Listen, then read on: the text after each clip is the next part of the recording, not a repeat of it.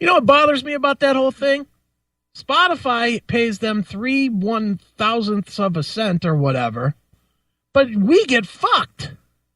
If we play a song, goddamn, we play fucking 36 songs a month and have to pay $35. You know? Yeah. I don't know. I mean, the royalties are all fucked up. And how come commercial radio doesn't have to pay any? True. What is that about? Why do they not have to pay? Well, that was that whole debate about 7 years ago. That's back, actually. Is it? Yeah, Bill Peters was talking about it this week. I honestly think that if it passes, like it probably will now, it's the end of music on commercial radio. Because they're talking now that they might have to pay close to the same rate, if not the same rate that internet broadcasts do, just because of the way of the world, now. Yeah, because the profits are not there anywhere else. Right. But think about it. Clear Channel, as we know, or iHeartMedia, as it's now known, aren't they losing like $50 million a month or something? Yeah, it's some ridiculous amount. Yeah, so if they're losing $50 million a month right now with their 1,000 radio stations or whatever they have, what do you think they'll be losing if they have to now pay the royalty fees for 900 stations playing music?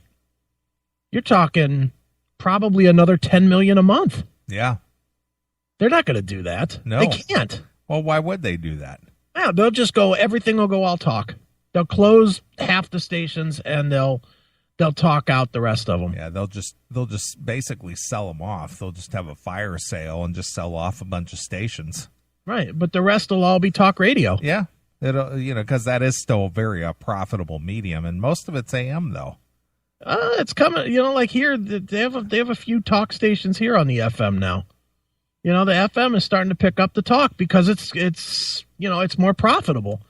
I mean, and if you think about it, if you do talk radio, let's say you have, if you're a CBS or a Clear Channel station, your overnights are covered by some syndicated thing, whether it's George Snorri or Sports Talk or ESPN Radio or whatever, right? So your overnights are covered there. So if you go in the day, you have four hosts, 5 hosts? Yeah, you got obviously a Rush Limbaugh. Well, don't even count that. I'm talking about if you just want to do local stuff. Oh, local stations. You just want to do local. You got 4 teams, we'll say. So 8 to 10 people. Yeah, you got your morning crew, your afternoon crew, your late afternoon crew, and then you got your evening crew. All right, so 8 to 10, that sounds about right? No, 8 to 10 people? More or less, yeah. Mm-hmm. Hey, 8 to 10 people. You're going to pay your morning crew the best. You're going to pay your night guy the worst. So it's all going to average out to $50,000 a year. So $500,000 a year. $500,000 a year to do all your programming. That's a whole hell of a lot cheaper than fucking paying royalty fees to play music. Yeah, exactly. That's dirt cheap. The royalty fees they're estimating are $8 to $10 million a month. That's a win. And there's dumbasses out there like us that'll line up to do it. I mean, not us specifically, but right. Dopes that talk like us and think that they're fucking brilliant. Like us. Yeah. Yeah, like us. Like us. Yeah. Here we come, Clear Channel. Look out! Yeah. Yeah, that's not happening. Nope. That's the end of that. Can you imagine how long do you think it would be before I would get us run out of iHeartRadio, iHeartMedia now? 3 days. Yeah. I'd be on good behavior the first week. Sure. And they would fine me first or suspend me before they'd fire. They have to suspend me once. I say 3 months. Don't you think? Well, if they were willing to bring us on to begin with, knowing, having access to our history already and taking that gamble, right? They get what they pay for, I guess. Yeah, so 3 months. I wouldn't do it. There's no way. No. I can't even fathom doing it anymore. Yeah, imagine that, taking a break every 10 minutes. All right, now that we're talking about this, let's stop for 18 minutes of commercials. Sure. No, that would suck. I know that you're not familiar with Chicago radio, but there's a radio guy, he's been around since the 70s. Mm-hmm. His name is Steve Dahl. I've heard of him. And he and his partner, Gary Meyer, they were young guys back in the late 70s. Okay. They made their big claim to fame where they did what they called the disco demolition. Okay. At the old White Sox park. Is what they did is they were such a popular morning team duo thing. Right. That they encouraged everybody to come out to the White Sox game and bring their disco records. It was all at the height of the whole disco sucks thing. I don't know if you remember that because I know you were pretty young. Mm-hmm. But a lot of people brought their disco records to the ballpark, and they piled them all up in the outfield, and then they were going to set them on fire. well, they used some. I guess they used some explosives or something. I think it was like totally. They didn't think it would like blow up. They just thought it would just like make a little pop in the middle of the field or whatever. But I guess this thing like blew up, and all these records went flying.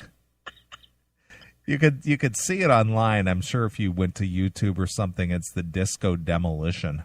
That's hilarious. Did they get fired? Well, they got in big trouble because this thing got out of hand. But he's still employed? Well, he's been around a lot of different radio stations all over Chicago for the last 30 years. Was he one of those that was like a Stern, like against? Yeah. He kind of was in that whole vein. Right. He was one of those. He was probably the guy that Stern went after in Chicago, right? I don't recall that part, but Mancow was that guy. Yeah, Mancow was the guy in Chicago that he was after. Okay. But Steve got knocked off the air about 5 years ago. They didn't renew his contract, right? And so he went strictly to podcast. Now he's probably doing great. And I guess he had his. I think I mentioned this about a week or two ago, but his monthly podcast subscription was $9 a month. Wow. And so he went strictly to podcasts, and he had his whole, group. They recorded a 90-minute podcast every day, and his whole team that he had on the radio with him all participated in this thing. Okay. So I have no idea what kind of, revenues that he made off of that. No idea. I got to think at least $27 a month. But regardless of that, yeah. Another 25-year veteran on WLS here in October, his contract came up for renewal, and they didn't renew it. So they brought Steve Dahl back after 5 years. So did that end his podcast? No, he still does the podcast and his show. Wow. So he's got a lot to say. Yeah. So I listened to him on the way home, which is about a 45-minute ride. Right. And 15 minutes of commercials. Yeah, more or less. Yeah, because you got to do the traffic, then you got to do the weather, and then you got the commercial breaks. So basically they get 10-minute slots. Yeah. And then the rest of it is, the outbound traffic on the Ike is blah, blah, blah, and this and that, and, and then the weather, and then you got the news clips, and then you got this, and so basically every 10 minutes they're breaking for about another 10 minutes. Yeah, that's the same as here the afternoon drive guys, that Mike Trevisano boob. Yeah. And his show, I don't know how people listen to it, and I hate to bash it because one of his guys on his show that is like co-host is like a pretty good friend. I think you even met him. Did you came and did the show with us once in MMS, right? Yes, yeah, absolutely. So you met Seth. Yeah, Seth, yeah. Mm-hmm. Seth is now the co-host for Trevisano. Okay, I didn't. All right, cool. Which is great for him. Sure, I love Seth. He's like one of the. Now is Trevisano still on 1100? Yeah. Okay, all right. But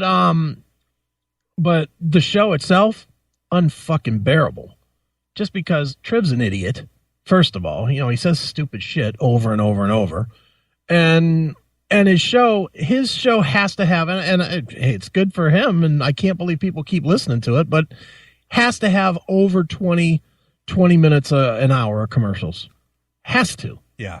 Because I know we were sold out, the metal show, when I was doing the metal show on MMS and on 92.3, especially 92.3, we were sold out 18 minutes an hour, which was brutal.